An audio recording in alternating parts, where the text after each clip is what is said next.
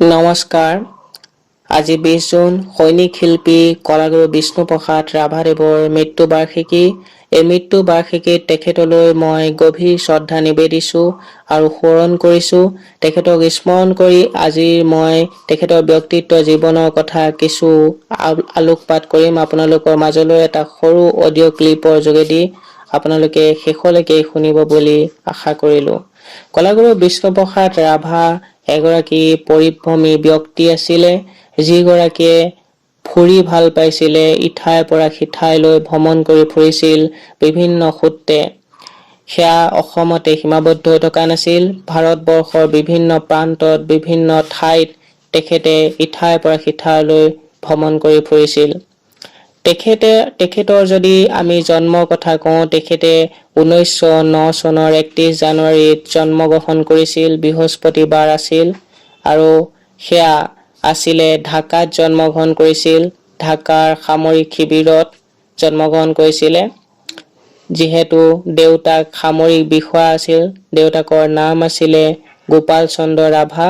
গোপাল চন্দ্ৰ ৰাভা সামৰিক বিষয়া হোৱা হেতুকে 1907 চনত বৰ্তমানৰ বাংলাদেশৰ ঢাকা ৰাজধানীলৈ বদলি হৈ গৈছিলে বিষ্ণুপ্ৰসাদ ৰাভাৰ দেউতাক।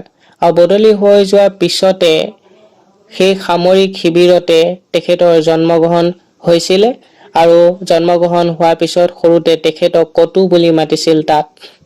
বিষ্ণুপ্ৰসাদ ৰাভা যেতিয়া 8 বছৰ বয়স হৈছিলে, তেতিয়া আছিল সময় 1917 চন। সেই 1917 চনতে পিতৃ গোপাল চন্দ্ৰ ৰাভাৰ মৃত্যু হয় আৰু 9 বছৰ পিছত 1926 চনত মাতৃবিয়োগ ঘটে। এই দুয়োগৰাকী মৃত্যুৰ পিছতে বিষ্ণুপ্ৰসাদ ৰাভা ঘাটমাউৰা হৈ পৰে।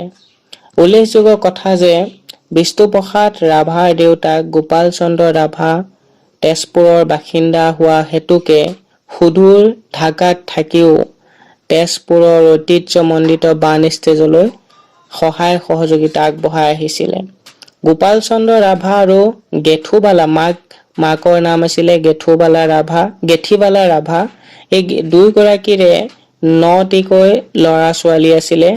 9টি ল'ৰা ছোৱালীৰ ভিতৰত যদি 8গৰাকীৰ নাম মই উল্লেখ কৰোঁ: মনমোহিনী ৰাভা, দিলীপ ৰাভা, গোলাপ ৰাভা, নন্দলাল ৰাভা, কমলা ৰাভা, থুলথুলি ৰাভা, বিষ্ণু ৰাভা আৰু ৰঞ্জিত ৰাভা। বিষ্ণুপ্ৰসাদ ৰাভাৰ যদি এতিয়া মই শিক্ষা জীৱনৰ কথা কওঁ, বিষ্ণুপ্ৰসাদ ৰাভাৰ শিক্ষা জীৱনৰ পাতনি মেলিছিল ঢাকাৰ সামৰিক শিবিৰত আৰু প্ৰথম বাংলা ভাষাৰ মাধ্যমতে প্ৰাথমিক শিক্ষা লাভ কৰিছিলে। প্ৰাথমিক শিক্ষা ঢাকাতে সামৰি তেখেতে পুনৰ তেজপুৰলৈ ঘূৰি আহিছিলে। তেজপুৰত ঘূৰি আহি চৰকাৰী হাইস্কুলত আৰম্ভ কৰে তেখেতৰ 4ৰ্থ শ্ৰেণীৰ নামভৰ্তি কৰিছিল। বাংলা ভাষা মাধ্যমেৰে শিক্ষা জীৱনৰ প্ৰথম পাতনি মেলা ঢাকাত প্ৰথম পাতনি মেলিছিল কাৰণে প্ৰথম নাম লগাই তেজপুৰ চৰকাৰী হাইস্কুলত নাম লগাই 4ৰ্থ শ্ৰেণীত অকৃতকাৰ্য হৈছিল যদিও পিছৰ বছৰত তেখেতে বছৰৰ ভিতৰতে 4ৰ্থ হৈ উত্তীৰ্ণ হৈছিল সেই 4ৰ্থ শ্ৰেণীতে। সেই ধাৰা ক্ষান্ত হৈ থকা নাছিল, সেই ধাৰা অব্যাহত ৰাখিছিল। সেই ধাৰা অব্যাহত ৰখাৰ ফলত তেখেতে অষ্টমমান শ্ৰেণীত তেখেতে বছৰেকীয়া পৰীক্ষাত প্ৰথম হৈছিলে আৰু সেই ধাৰা অব্যাহত ৰাখি 1926 চনত মেট্ৰিক পৰীক্ষাত দৰং জিলাৰ ভিতৰতে সৰ্বোচ্চ নম্বৰ লাভ কৰি উত্তীৰ্ণ হৈ কুইন এম্প্ৰেছ বঁটা পদক অৰ্জন কৰিছিলে। সৰুকালতে বিষ্ণুপ্ৰসাদ ৰাভা সংগীতৰ প্ৰতি বেছি ৰাপ আছিলে। সংগীতৰ প্ৰতি ৰাপ থকা বাবে দেউতাক গোপাল চন্দ্ৰ ৰাভাই ঢাকাৰ বিখ্যাত গায়ক গহৰজান বিবি, মতি মিয়া আৰু উস্তাদ কালাচান্দক সংগীতৰ গৃহ শিক্ষক হিচাপে নিযুক্তি দিছিল। তেখেতে মেট্ৰিক পৰীক্ষা উত্তীৰ্ণ হোৱাৰ পিছত উচ্চ শিক্ষাৰ বাবে কলিকতালৈ যায়। কলিকতাত চেণ্ট পল কলেজৰ ISC মহলাৰ বিজ্ঞান শাখাত নামভৰ্তি কৰিছিলে। 1928 চনত তেওঁ প্ৰথম বিভাগত ISC পৰীক্ষা উত্তীৰ্ণ হয়। তাৰ পিছত সেই ছেণ্ট পল কলেজৰ BSc মহলাৰ পদাৰ্থ বিজ্ঞানত অনাৰ্ছ লোৱাৰ যিহেতু মন আছিলে, পদাৰ্থ বিজ্ঞান অনাৰ্ছটো তাত নাছিল, সেইকাৰণে তেখেতে যাব লগা হৈছিল কলিকতাৰ ৰিপন কলেজত। ৰিপন কলেজত তেখেতে পদাৰ্থ বিজ্ঞান বিষয়ত নামভৰ্তি কৰিছিলে। পদাৰ্থ বিজ্ঞান বিষয়ত নামভৰ্তি কৰি পঢ়া শুনা আৰম্ভ কৰিছিলে। সেই পঢ়া শুনা আৰম্ভ কৰাৰ সময়ত 1929 চন আছিলে। 1929 চনৰ প্ৰথম বাৰ্ষিক পৰীক্ষাত সুখ্যাতিৰে উত্তীৰ্ণ হোৱা পৰি 1930 চনত বাছনি পৰীক্ষাত কলেজৰ ভিতৰত সৰ্বোচ্চ নম্বৰ লাভ কৰিছিল। সেই তাৰ পিছৰে পৰা বিষ্ণুপ্ৰসাদ ৰাভাৰ জীৱনৰ আমূল পৰিৱৰ্তন আহিছিল। ইয়াৰ পিছৰে পৰা আমূল পৰিৱৰ্তন অহাৰ পিছত চূড়ান্ত পৰীক্ষাৰ প্ৰস্তুতি পৰ্বৰ সময়তে ভাৰতবৰ্ষৰ সাম্ৰাজ্যবাদী ব্ৰিটিছৰ বিৰুদ্ধে চলা আন্দোলনত তীব্ৰ ৰূপ ধাৰণ কৰিছিলে। এই আন্দোলনত ছাত্ৰ সমাজেও সক্ৰিয়ভাৱে অংশগ্ৰহণ কৰিছিলে। ছাত্ৰ সমাজৰ অংশগ্ৰহণ কৰিবলৈ সেই সময়ত বহু ছাত্ৰ ওলাই আহিছিলে আন্দোলনত। সেই সময়ত ৰিপন কলেজৰ ছাত্ৰ সংসদৰ সাধাৰণ সম্পাদকৰ দায়িত্ব বহন কৰি আছিলে কলাগুৰু বিষ্ণুপ্ৰসাদ ৰাভাদেৱে। সেইকাৰণে বিষ্ণুপ্ৰসাদ ৰাভাদেৱক পুলিচে নজৰত ৰাখিছিল আৰু তেখেতৰ কোঠালিত তালাচী চলাইছিল। সেইকাৰণে এই ধৰণৰ কথাক লৈ বিষ্ণুপ্ৰসাদ ৰাভা অতিষ্ঠ হৈ পৰিছিল। অতিষ্ঠ হৈ কলিকতা সেই সময়ত ত্যাগ কৰিছিল। কলিকতা ত্যাগ কৰাৰ পিছত কোচবিহাৰত তেখেতে উপস্থিত হৈছিল আৰু কোচবিহাৰৰ স্থানীয় ভিক্টোৰিয়া কলেজতে তেখেতে নামভৰ্তি কৰিছিল। কিন্তু ভিক্টোৰিয়া কলেজত বিজ্ঞান শাখা নাছিলে। তেখেতে বিজ্ঞান শাখা তাত নপঢ়ি তেখেতে কলা শাখাতে পঢ়িব লগা হৈছিল, কাৰণ যিহেতু বিজ্ঞান শাখা তাত নাছিলে। কোচবিহাৰত বিষ্ণুপ্ৰসাদ ৰাভাই শান্তিপূৰ্ণভাৱে অধ্যয়ন কৰিবলৈ তাতো সুযোগ নাপালে। সেই সময়ত স্বাধীনতা সংগ্ৰামৰ পৰা বিষ্ণুপ্ৰসাদ ৰাভা আঁতৰি থাকিব নোৱাৰিলে, কাৰণ স্বাধীনতা সংগ্ৰাম চলি আছে। তেখেতে কেনেকৈ পঢ়া শুনা কৰিব, কাৰণ স্বাধীনতা সংগ্ৰামত তেখেতেও যোগদান কৰা দেখিবলৈ পোৱা গৈছিলে। কোচবিহাৰত থকাৰ সময়তে এদিন এটা ঘটনাক্ৰমে কোনোবাই তিৰংগা পতাকা বিভিন্ন স্থানত উত্তোলন কৰিছিলে নিশা। এই ঘটনাক কেন্দ্ৰ কৰি কোচবিহাৰ উত্তাল হৈ পৰিছিল। মানুহজন চিনাক্ত নহল কিন্তু কোনে এই কাম কৰিছিল। ইয়াৰ পিছতে বিষ্ণুপ্ৰসাদ ৰাভাক সন্দেহ কৰিছিল। কেইদিনমান পিছতে আৰু এটা ঘটনা ঘটি গ'ল। কোচবিহাৰৰ ৰাভা ভৱন চৌহদৰ দেৱালত এটা কলা আৰু এটা বগা ধৰণৰ বৰণৰ পঠা ছাগলী ছবি আঁকি তলত লিখিছিল এনেধৰণে: ৰাজ্য আছে 2টি পাঠা, 1টি কালু 1টি চাদা, ৰাজ্যৰ যদি মংগল চাওঁ 2টি পাঠাই বলি দাওঁ। এই ঘটনা আৰতো বিষ্ণুপ্ৰসাদ ৰাভাকে সন্দেহ কৰিছিল আৰু সেই কোনো ধৰণৰ প্ৰমাণ নাথাকাত বিষ্ণুপ্ৰসাদ ৰাভাক গ্ৰেপ্তাৰ কৰিব পৰা নাছিলে আৰু বিষ্ণুপ্ৰসাদ ৰাভাক 24 ঘণ্টাৰ ভিতৰতে কোচবিহাৰ ত্যাগ কৰা জাননী দিছিল আৰু জাননী পাই বিষ্ণুপ্ৰসাদ ৰাভা ত্যাগ কৰি ৰংপুৰলৈ গৈছিল আৰু ৰংপুৰলৈ গৈ কাৰমাইকেল কলেজত তেখেতে নাম লগাইছিলে। ভিক্টোৰিয়া কলেজৰ বছৰেকীয়া পৰীক্ষাত তেওঁ 4ৰ্থ স্থান লাভ কৰিছিল বাবে প্ৰমোচন পাইছিল আৰু সেইকাৰণে কাৰমাইকেল কলেজত BA শ্ৰেণীৰ 2য় বাৰ্ষিকত ভৰ্তি হৈছিল। ৰংপুৰতো বিষ্ণুপ্ৰসাদ ৰাভা নিৰাপদ নাছিল। বংগত চলি থকা সশস্ত্ৰ বিপ্লৱৰ বাবে বিষ্ণুপ্ৰসাদ ৰাভাৰ আৰক্ষীৰ নজৰবন্দী হৈ থকাৰ দৰে আছিল। বিভিন্ন সময়ত জেৰা আৰু তালাচীৰো সন্মুখীন হ'ব লগাত হৈছিল। গতিকে সেই সময়তো পঢ়ি থকা তেখেতৰ সম্ভৱ হৈ থকা নাছিলে। শেষত অতিষ্ঠ হৈ টালি টোপোলা বান্ধি কলিকতা মহানগৰীলৈ আকৌ ঘূৰি আহিছিলে। তাত সাহিত্য, সংগীত, সংস্কৃতি আদিৰ পীঠস্থান আছিলে কলিকতা মহানগৰী সেই সময়ত। কাৰণ সেই সময়ত 1988 চন আছিল। 1988 চনৰ 25 আগষ্টত অসমীয়া ভাষা উন্নতি সাধিনী সভা প্ৰতিষ্ঠা হৈছিলে। জোনাকী বাঁহী আবাহন প্ৰখ্যাত আলোচনী কেইখনৰ জন্মস্থান আছিলে কলিকতা। সেই সময়ত কলিকতাত বিভিন্ন ব্যক্তিৰ সান্নিধ্যলৈ আহিছিল বিষ্ণুপ্ৰসাদ ৰাভা আৰু সান্নিধ্যলৈ অহাৰ পিছত তেখেতৰ মন প্ৰাণ উদ্বেলিত হৈ উঠিল।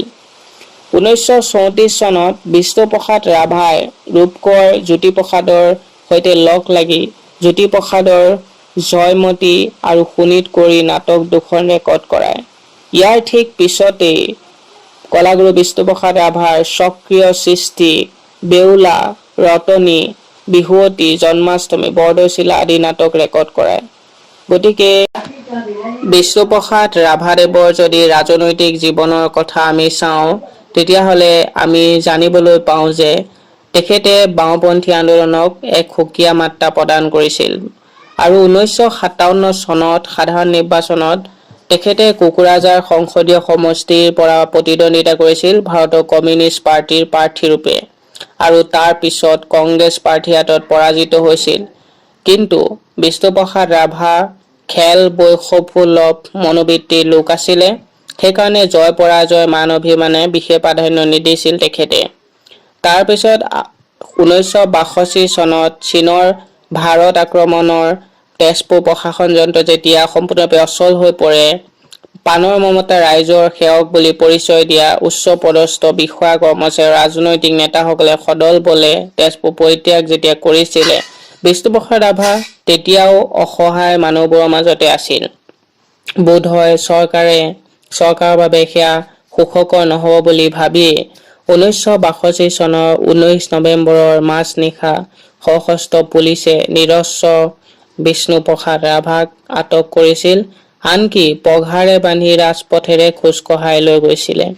পাছত অন্যান্য কেইজনমানৰ সৈতে বিষ্ণুপ্ৰসাদ ৰাভাক উৰিষ্যাৰ বৰহমপুৰ কাৰাগাৰত প্ৰায় 9 মাহ আবদ্ধ কৰি ৰাখি 1963 চনত 24 আগষ্টত মুক্তি দিয়া হয়। আমোদজনক বিষয় হ'ল যে এই ঘটনাত অকণো লজ্জিত নোহোৱা কংগ্ৰেছ চৰকাৰে বৰ্তমান বিষ্ণুপ্ৰসাদ ৰাভাক মৃত্যুৰ দিনটো ৰাভা দিৱস হিচাপে উদযাপন কৰিবলৈ লৈছে। মুক্তি লাভ কৰাৰ পিছত বিষ্ণুপ্ৰসাদ ৰাভাত উপস্থিত হ'ল তেজপুৰত। সাহিত্য সংস্কৃতিত পুনৰ বৰ্তি হ'ল তেখেত আৰু ৰাজনীতিৰ মজিয়া একেবাৰে পৰিত্যাগ কৰা বুলি আমি ক'লে ভুল হ'ব। তেখেতে 1969 চনত চতুৰ্থ সাধাৰণ নিৰ্বাচনত গুণমুগ্ধ সহযোগীসকলৰ অনুৰোধত গণনাট্য সংঘৰ অসম শাখাৰ সভাপতি বিষ্ণুপ্ৰসাদ ৰাভাই তেজপুৰ বিধানসভা সমষ্টিৰ পৰা প্ৰতিদ্বন্দ্বিতা কৰিছিল আৰু তেখেতক কমিউনিষ্ট অকমিউনিষ্ট সকলোৱে ভাল পাইছিলে, তেখেতে সকলোৱে প্ৰিয়পাত্ৰ হৈ পৰিছিলে। সেইকাৰণে তেখেতে তেজপুৰবাসীয়ে বিধানসভা মজিয়া পোৱালৈকে তেখেতক জিকায় আৰু বিধানসভাৰ বিধায়ক হ'লগে। আৰু বিষ্ণুপ্ৰসাদ ৰাভাক তেতিয়াও দুৰ্ভাগ্যই যেন লগ নেৰিলে। তাৰ পিছত যেতিয়া বিধানসভাৰ সদস্য হৈ পৰিছিলে, 1968 চনৰ সময়ৰ কথা আছিল, এদিন হঠাৎ তেখেতৰ 1968 চনত অসুস্থ হৈ পৰে আৰু চিকিৎসক সকলে পৰীক্ষা কৰি কৰ্কট ৰোগ হোৱা বুলি ঘোষিত কৰে আৰু ঘোষিত কৰাৰ পিছতে তেখেতক মুম্বাইলৈ লৈ যায় টাটা কেঞ্চাৰ ইনষ্টিটিউটত ভৰ্তি কৰে আৰু 2 মাহৰ পিছত আকৌ গুৱাহাটীলৈ ঘূৰাই লৈ আহে। গুৱাহাটীত কেইদিনমান চিকিৎসা হৈ যোৱাৰ পিছতে তেখেতৰ মৃত্যু ঘটে। সেয়া সময় আছিল 1969 চনৰ 20 জুন। 1909 চনৰ 31 জানুৱাৰী তাৰিখে জন্মগ্ৰহণ কৰা এইগৰাকী মহান বিপ্লৱী শিল্পীৰ 1969 চনত 20 জুনত চিৰ বিদায় মাগে আৰু অসমীয়া সংস্কৃতিৰ বাবে অপূৰণীয় ক্ষতি হৈ ৰয় আৰু বৰ্ণাঢ্য জীৱনৰ গাথা যেন আৰু এনেকুৱা নাই, সেয়া যেন চিৰ স্মৰণীয় আৰু সদায় সোঁৱৰণ কৰিবলগীয়া আৰু সদায় প্ৰেৰণামূলক ব্যক্তি হৈ পৰে বিষ্ণুপ্ৰসাদ ৰাভা। সেইকাৰণে বিষ্ণুপ্ৰসাদ ৰাভাদেৱৰ ব্যক্তিত্ব জীৱনৰ বিষয়ে জনাটো আৱশ্যক আৰু বিষ্ণুপ্ৰসাদ ৰাভাদেৱৰ ব্যক্তিত্ব জীৱনৰ কথা পঢ়ি নিজেও অনুধাৱন কৰা প্ৰয়োজন যে বিষ্ণুপ্ৰসাদ ৰাভাদেৱৰ যিমান কষ্ট হৈছিল সকলো কামতে, সেয়া যেন আজিৰ দিনত আমি কোনেও কৰিবলৈ পৰা নাই তেনেকুৱা কষ্ট, তথাপিও আমি কষ্ট অনুভৱ কৰোঁ। তেখেতে কিমান ভ্ৰমণ কৰি, কিমান কৰ্মসূত্ৰে হওক, শিক্ষা জীৱনৰ কথা সকলো দিশতে তেখেতে বাধাৰ পাচি হৈছিল, তথাপি বাধাক নেওচি তেখেত সফল হৈছিল আৰু সেই সফল হোৱাৰ পিছতে তেখেত আজিও অমৰ হৈ আছে। পুনৰবাৰ তেখেতলৈ গভীৰ শ্ৰদ্ধা নিবেদিছোঁ। আজিৰ মোৰ আলোকপাত ইমানতে সামৰণি মাৰিছোঁ। ধন্যবাদ।